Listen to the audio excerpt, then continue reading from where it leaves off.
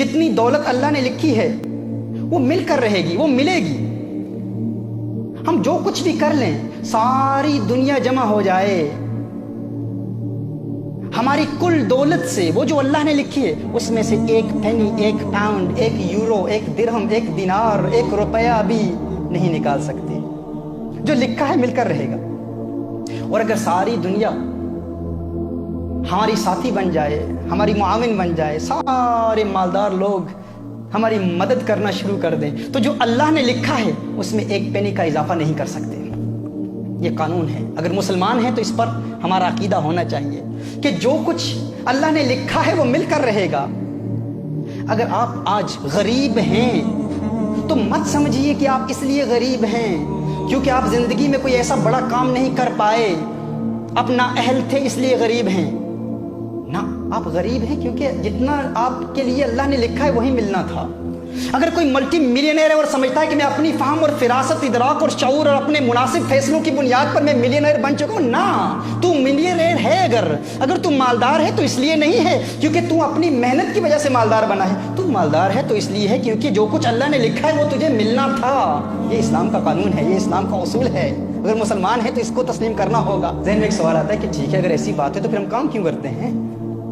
ہم محنت کیوں کرتے ہیں؟ گھر بیٹھے رہیں، کچھ نہ کریں تو پھر بھی مل جائے گا۔ تو آپ کو بتاؤں، یہی اسلام کا قانون ہے، یہی ضابطہ ہے۔ اگر آپ گھر میں بیٹھے رہیں، کچھ بھی نہ کریں، جو لکھا ہے وہ مل کر رہے گا۔ تو پھر ہم کام کیوں کرتے ہیں؟ کیونکہ کام کرنا رسالت مآب صلی اللہ علیہ وسلم کی سنت ہے۔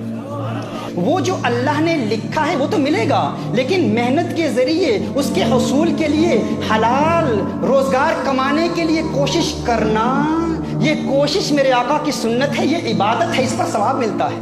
ہم اس لیے کام نہیں کرتے کیونکہ جو اللہ نے لکھا ہے اس پر اضافہ ہوگا، نہ، یہ قانون نہیں ہے۔ ہم کام کیوں کرتے ہیں؟ کیونکہ کام کرنا سنت ہے، یہ عبادت ہے۔ حلال روزگار کی تلاش عبادت ہے۔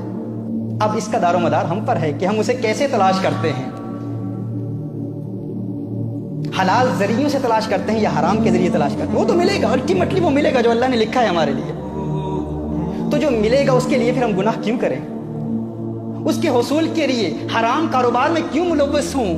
اللہ عز و جل نے جو لکھا ہے وہ مل کر رہے گا۔ مجھے یہاں ایک واقعہ یاد آ رہا ہے۔ آج سے 4-5 سال قبل تقریباً صاحب میرے پاس آئے، ہماری محفل میں آئے۔ وہ کہتے ہیں کہ تنگ دستی ہے، بڑی پریشانیاں ہیں، میں چاہتا ہوں کوئی کاروبار مل جائے، روزگار کے لیے دعا کیجیے۔ کچھ محافل میں آنا جانا رہا، اللہ عز و جل نے کرم کیا، انہیں کام مل گیا۔ میں نے ان سے میں نے پوچھا، میں نے سوال کیا کہ کیسا ہے روزگار، کیسے چل رہا ہے؟ تو انہوں نے کہا اللہ کے کرم سے، الحمدللہ، محافل کی برکت سے کام مل گیا ہے اور اچھا کام چل رہا ہے، الحمدللہ، محفلوں میں آتا ہوں، اس کی برکت سے سب کچھ ہو رہا ہے۔ میں نے ان سے کہا کہ بتائیں تو عبادات کا سلسلہ کیسے ہے؟ کہا نہیں، ایک مسئلہ ہے، وہاں پر جو میرا امپلائر ہے وہ مجھے نماز نہیں پڑھنے دیتا، عبادت نہیں کرنے دیتا۔ میں نے کہا اچھا، عبادت نہیں کرنے دیتا تو آپ کو تو کام چھوڑنا چاہیے۔ میں نے کہا نہیں، ارے اتنی محفلوں میں آ کر، اتنی مدت کے بعد، اتنی کوشش کے بعد، اتنی جد و جہد کے بعد، اتنی دعاؤں کے بعد آج کام ملا ہے اور آپ کہتے ہیں کہ نماز کے لیے کام چھوڑ دوں؟ میں نے کہا آپ کام کیوں کرتے ہیں؟ کہتے ہیں اس لیے کرتا ہوں تاکہ روزگار ملے، تاکہ دولت ملے، تاکہ اپنے گھر کے اخراجات چلا سکوں، گھر چلا سکوں۔ میں نے کہا نہ، کام کرنے کا مقصد یہ نہیں ہے، وہ تو ملنا ہی ہے۔ ہم کام فقط اس لیے کرتے ہیں کیونکہ کام کرنا سنت ہے، وہ جو اللہ نے لکھا ہے وہ تو مل کر رہے گا۔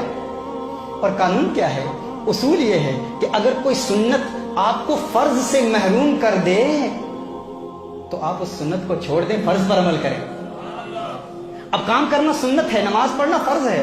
دیکھیے، آپ مثال کے طور پر عصر کی نماز شروع ہوتی ہے 5 to 3، سمجھ لیں مثال کے طور پر، اور آپ نے ظہر کی نماز ادا نہیں کی،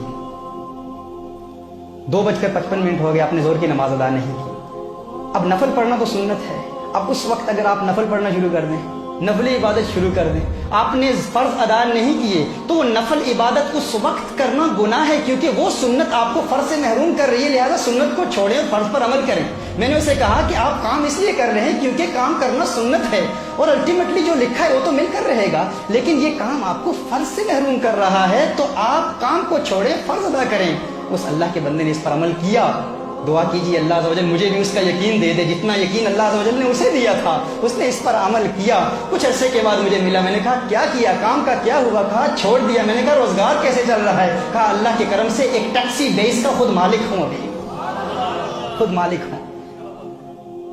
ये यकीन ये हमारे अंदर अगर पैदा होगा कि अल्लाह ने जो लिखा है मिलकर रहेगा, तो फिर कोई गम नहीं, परेशानी है ही नहीं। बड़े से बड़ा नुकसान हो जाए परवाह नहीं भाई, क्यों परेशान हो रहे हो?